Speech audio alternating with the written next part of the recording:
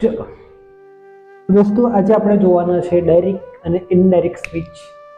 Direct speech અને indirect speech આપકો એક્ઝામની અંદર તમારા 3 થી 4 માર્ક્સ લખો હોય તો લખી લો. 3 થી 4 માર્ક્સ તમારા પાક્કા કરવાના છે આ વિડીયોની અંદર. તો છેલ્લે સુધી બને રહેજો. આપણે જોવાના છે ડાયરેક્ટ અને ઇનડાયરેક્ટ સ્પીચ. તો એને ગુજરાતીમાં શું કહેવાય? ગુજરાતીમાં એને પ્રત્યક્ષ કહેવાય, એને પરોક્ષ. ડાયરેક્ટ ને પ્રત્યક્ષ અને ઇનડાયરેક્ટ ને પરોક્ષ. પ્રત્યક્ષ અને પરોક્ષ શું છે તો સમજીએ. આ થોડા તમને લાગે ઢીંગલા જેવા દેખાય છે? હા, એ ઢીંગલા આપણને ડાયરેક્ટ ઇનડાયરેક્ટ સ્પીચ શીખવાડવાનું છે. હા, શીખવાડવાનું છે, બરાબર. તો એનું નામ છે સગન, બીજું નામ છે મગન અને ત્રીજું નામ છે લગન. નામ એક એવા રાખ્યા છે, જબરદસ્ત નામ છે, આવડી જાય છે. છગન, મગન અને લગન. તો છગનની વાત કરી, મગનની આ જે વાત કરી છે એને કહેવાય આપણે ડાયરેક્ટ સ્પીચ. આ કેવી વાત થાય છે? ડાયરેક્ટ વાત થાય છે. સગનની અને મગનની વાત ડાયરેક્ટ થાય છે. હવે જે છગન અને મગનની કરેલી વાતને લગનને જે ડાયરેક્ટ કીધું, તો લગનને જે ડાયરેક્ટ કીધું ને એ થઈ ગયું આપણું ઇનડાયરેક્ટ સ્પીચ. ઇનડાયરેક્ટ સ્પીચની અંદર જે મગને વાત કરી તે લગનને કરી, તો એની અંદર 4 વસ્તુ બદલાઈ હશે. કેટલી? 4. પહેલી બદલાઈ ટાઈમ, બીજું બદલાયું જગ્યા, ત્રીજું બદલાયું ટેન્સ. ટેન્સ એટલે શું કહેવાય?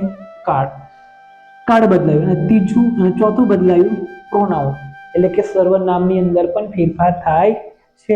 હવે છે આ 4 વસ્તુ જો આપણી અંદર આવડી જાય તો તમારું કામ ડાયરેક્ટ ઇનડાયરેક્ટ ગ્રામરનું, આને કહેવાય ગ્રામરનું બાદશાહ. કહેવાય ગ્રામરનો બાદશાહ. સૌથી અઘરું જો ગ્રામરને આવતું હોય ને તો ડાયરેક્ટ ઇનડાયરેક્ટ સ્પીચ છે. પણ મારી જેમ તમારે બી કોન્ફિડન્સ જોતો હોય તો આ વિડીયો છેલ્લે સુધી બની રાખજો, બરાબર. તો જોવાના છે ડાયરેક્ટ અને ઇનડાયરેક્ટ સ્પીચ કહેવાય કોને. તો બરાબર એક ચિત્ર જોઈ લો. એ ચિત્ર આપણને ઘણું બધું શીખવી જશે, બરાબર. જોઈ લો. 1 મિનિટ તમને ત્યાંના ટાઈમ આપું છું. Okay, ready? જોઈ લીધું? ચાલો સમજીએ આગળ. તો ડાયરેક્ટ ઇનડાયરેક્ટ છે શું? કયા કયા ધોરણમાં પૂછાય? તો ધોરણ 9, 10, 11, 12 તમને આ ટોપિક શું તમારે છોડવાનો છે નહીં, બરાબર. અને કોઈ તમે કમ્પેરેટિવ એક્ઝામમાં આપવા માટે જાઓ તો તમને આ ટેન્સ બહુ, આ ડાયરેક્ટ સ્પીચ છે તમને બહુ કામ લાગવાની છે. ચાલો તો જોઈએ આપણે ડાયરેક્ટ સ્પીચ શું છે. તો કે ડાયરેક્ટ સ્પીચ એટલે બે વ્યક્તિ વચ્ચેની વાતચીત કેવી થાય? તો કે સીધી થાય. સીધી એમ નહીં, સીધી થાય. તો તેને કઈ કહેવાય? તો કે ડાયરેક્ટ સ્પીચ કહેવાય, બરાબર. લખતા જજો. કહેવાય છે. તો ઇનડાયરેક્ટ સ્પીચ કોને કહેવાય? તો કે ઇનડાયરેક્ટ સ્પીચ બે વ્યક્તિ કરેલી વાતચીતને કોઈ ત્રીજી વ્યક્તિને કહેવામાં આવે. કોઈ ત્રીજી વ્યક્તિને કહેવામાં આવે તો તેને ઇન્ડા સ્પીચ. કઈ સ્પીચ કહેવાય? ઇન્ડા સ્પીચ કહેવાય. ઇન્ડા સ્પીચ કહેવામાં આવે છે, બરાબર. કહેવામાં આવે છે, બરાબર.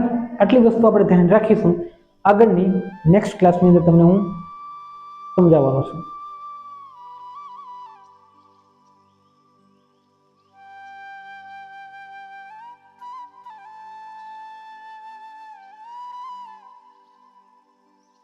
આ 4 ટેબલ તમારે મોડે કરવા પડે. પહેલાં તો તમને ટેન્સ આવડવું ખૂબ જરૂરી છે.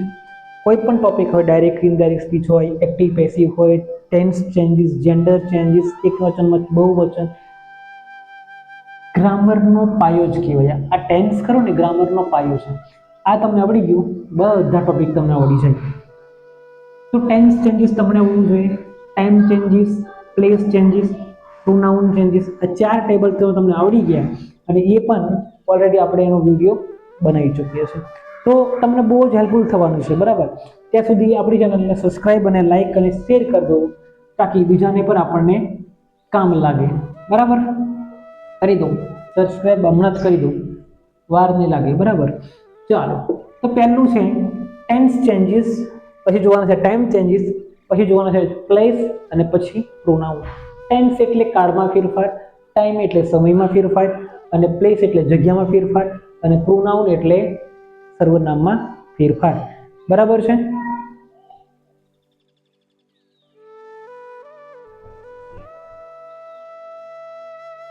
ચલો, પહેલું આપણે જોયું ટેન્સ ચેન્જીસ. તો ટેન્સ ચેન્જીસની અંદર આવી રીતના આપણે ચેન્જીસ કરવાનું થાય છે, બરાબર. ટેન્સ ચેન્જીસની અંદર સાદો વર્તમાન કાળ બની જાય છે, સાદો ભૂતકાળ બની જશે, એટલે કે વર્બનું પહેલા ફોર્મમાંથી બની જાય વર્બનું સેકન્ડ ફોર્મ.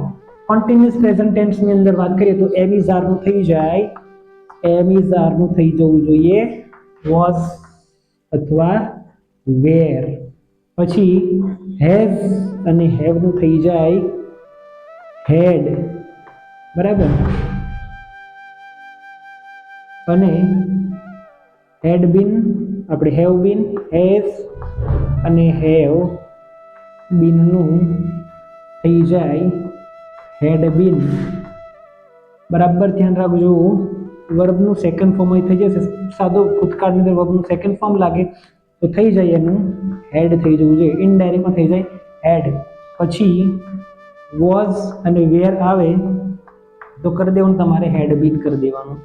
શું કરી દેવાનું? હેડ બીન. પૂર્ણ ભૂતકાળ ચેન્જ થતો નથી, એટલે કે નો ચેન્જીસ. અને ભવિષ્યકાળની અંદર વિલ આવે તો વિલનું થઈ જવું જોઈએ વુડ, શેલ આવે તો શુડ થઈ જાય, અને મે આવે તો માઇટ થઈ જવું જોઈએ, અને કેન આવે તો કુડ થઈ જવું જોઈએ. અને already would, should, might, could આપ્યો હોય તો ચેન્જીસ થતું નથી. આ છે ટેન્સ ચેન્જીસ, બરાબર. બીજું ટેબલ હું તમને પાછો શીખવાડું છું.